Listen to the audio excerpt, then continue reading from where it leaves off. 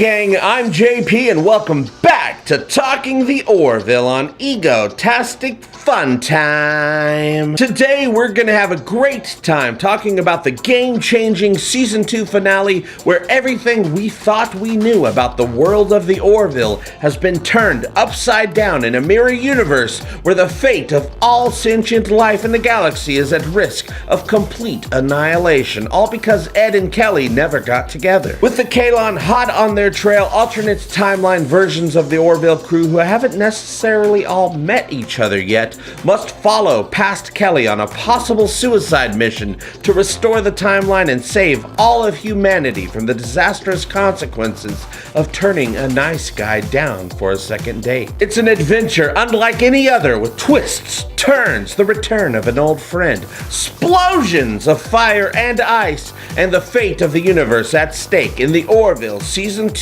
Episode 14, The Road Not Taken. In The Road Not Taken, we find two masked figures scavenging for supplies at an abandoned Union listening post on Saren 4. With only enough time to grab a resynthesizer, both men must flee as a Kalon patrol arrive to take them out. It's Ed and Gordon who have been on the run ever since the Kalon destroyed Earth 9 months ago. They escaped Saren 4 but are pursued by a sphere hiding in an asteroid field. But Gordon is able to turn the tables on them by flying through a cavernous ice moon.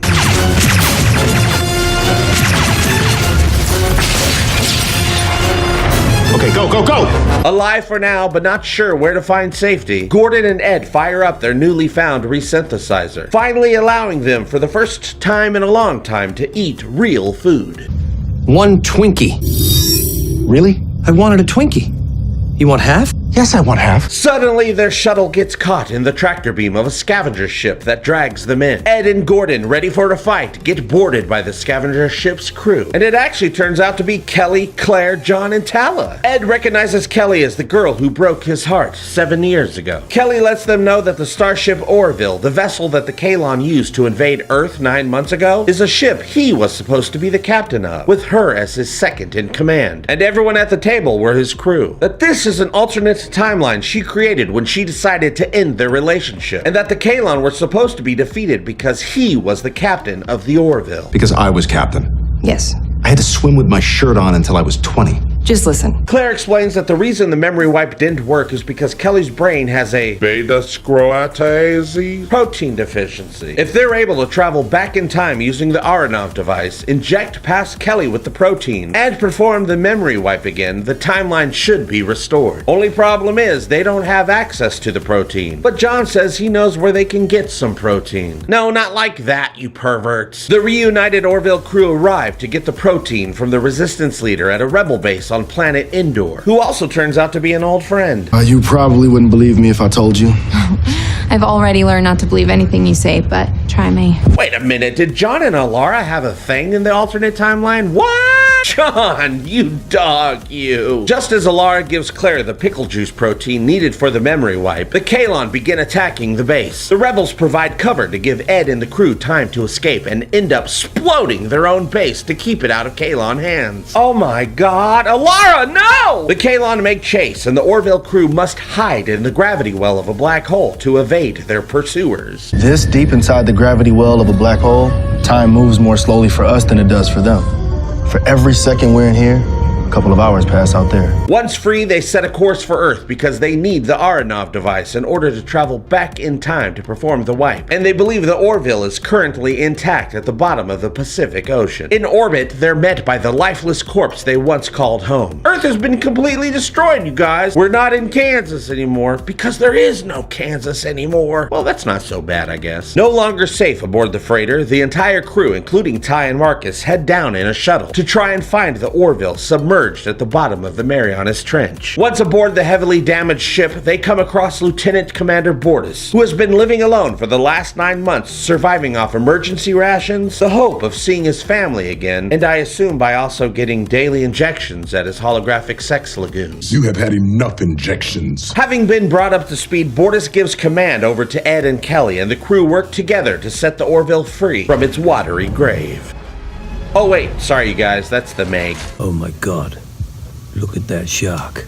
It's pretty big. The Orville finally back where it belongs, amongst the stars. The final piece of the timeline puzzle is using Aronov's anti-banana ray to send Claire back. But they learn that Isaac never finished his calculations, and John can't get the device to work without them. I'm good, but I'm not that good. He devises a plan to fill in the blanks, uploading Isaac's consciousness into a deactivated unit by tapping into the Kaylon network. But it means the Kaylon will immediately know where to find them. Your species' extinction is inevitable.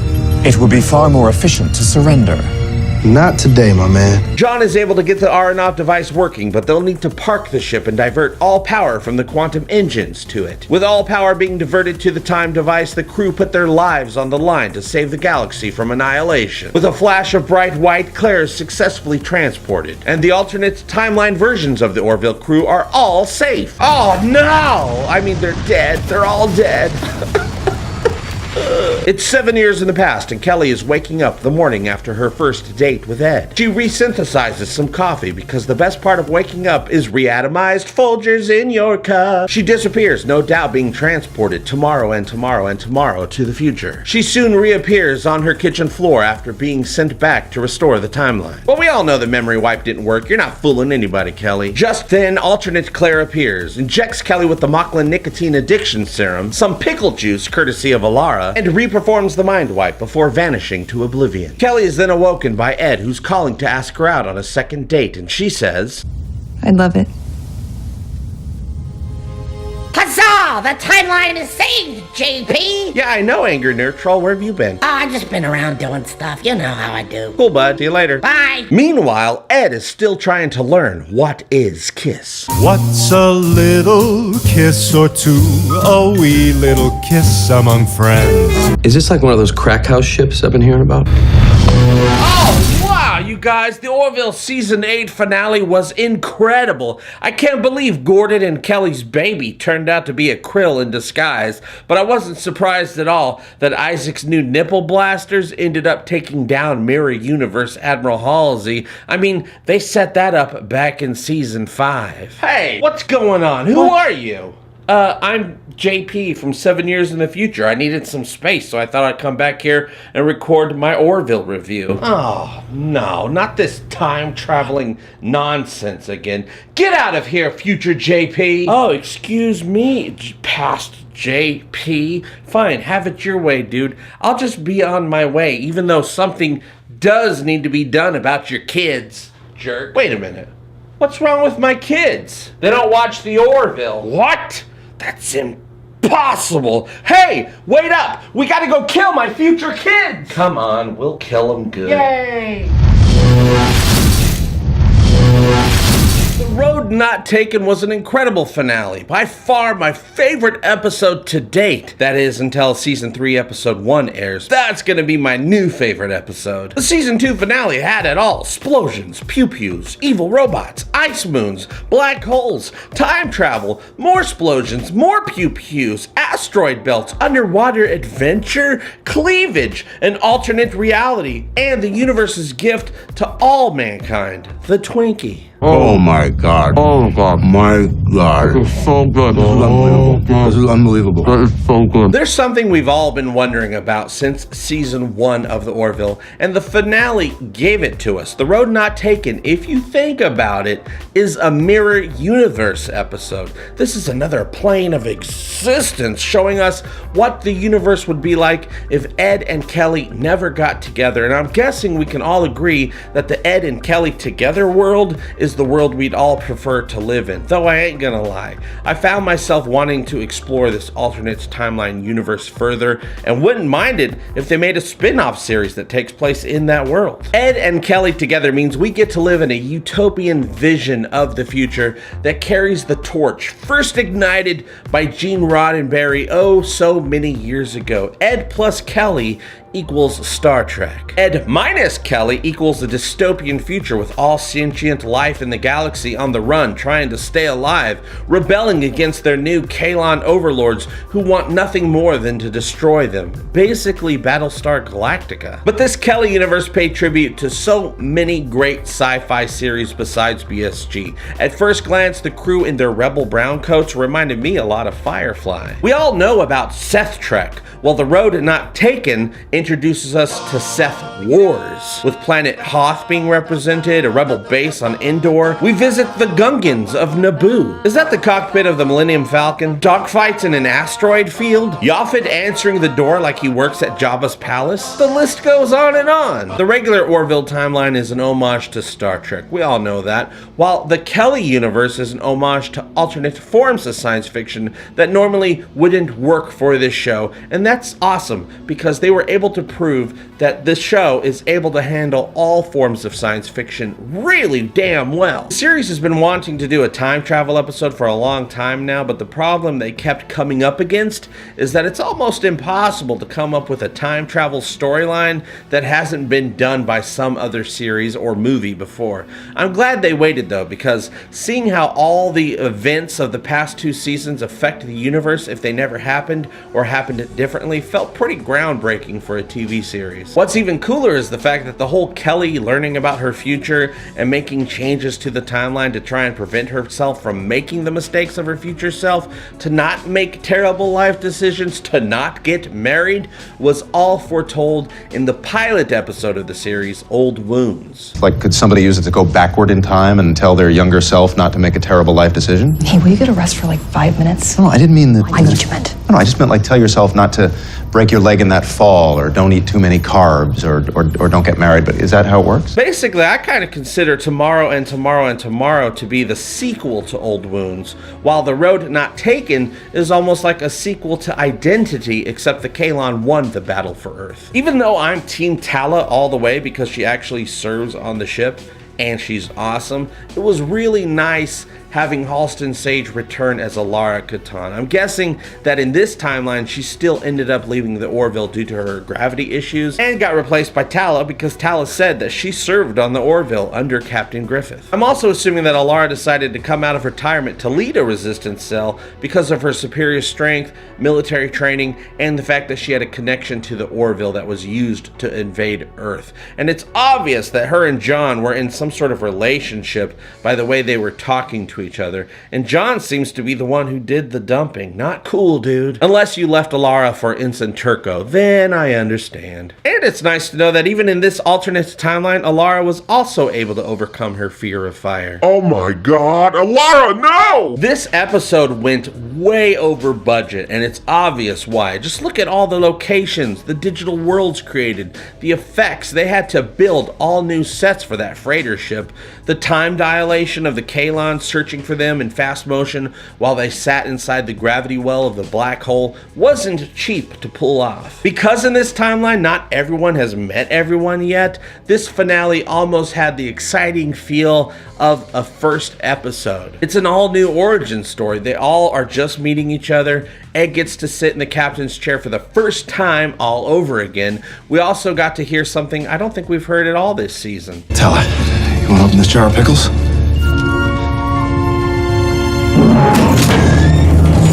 This is a new timeline. Ed has never been in command of a ship before. He's only just met Tala and Alara, so when he asks Tala to open this jar of pickles for him, that is the very first time Ed Mercer has ever said that line. And now that he's finally said it to Tala, he asked her to open the jar of pickles for him, does that mean that we're going to be hearing this line more often in season 3? The Orville is great at pulling in special cameos for episodes. Charlize Theron, Liam Neeson, Jason Alexander, Patrick Warburton, and Bruce Willis, just to name a few. But I think it was really classy to leave this finale just for the main cast. Ed, Kelly, Bortus, Claire, Gordon, John, Tala, and yes, even Alara. No distractions from the characters we care about the most by having Will Wheaton show up as a rebel leader all of a sudden. Who knows, he might get court-martialed for this, but... Shut up, Wesley! The underwater scenes were completely unexpected. Well, to be fair, every scene was completely unexpected. Absolutely no details were leaked about this finale, and I'm so glad production was able to keep The Road Not Taken so close to the vest. I've watched it 5 times now, and I still come across stuff I haven't noticed before. The crew returning to Earth to try and find the Orville at the bottom of the Pacific Ocean was great. They all get in the shuttle and make their way down. It was beautifully done, you guys. Claire mentioned that there weren't even any fish left alive by the Kalon, which was a nice throwback to Nothing Left on Earth excepting fishes. The underwater scenes reminded me of the Abyss a little bit, and the fact that most of the adventure took place without the USS Orville kind of reminded me of Star Trek IV, The Voyage Home. And I'm sorry to break it to you, Mr. Scott, but there be no whales here because the Kalon are dicks. I remember back in my Identity Part 2 review that I was wondering whether or not Kalon spheres had a crew, or if the entire sphere was just one big Kalon unit, just like the Cylon Raiders from the BSG reboot. Well, this episode answered that question when 3 Kalons exited the sphere to take down Ed and Gordon, which was also a nice BSG callback. They have flying heads? What the fuck? In true Star Wars fashion, the Kalon are horrible shots, and some of you had a problem with that, but I didn't, because otherwise the episode would have only been 4.5 minutes long. A universal sci-fi truth is that good guys have good aim and bad guys have bad aim. If they weren't so jealous of the good guys having good aim, maybe they wouldn't try so hard to be bad guys. When they finally come across Bortus living down on the Orville for the last 9 months, did any of you wonder what Bortus might start eating once he ran out of emergency rations? Like, if they didn't find him for a few more months, would there be bites taken out of the furniture? I can eat many things. Can you eat this napkin?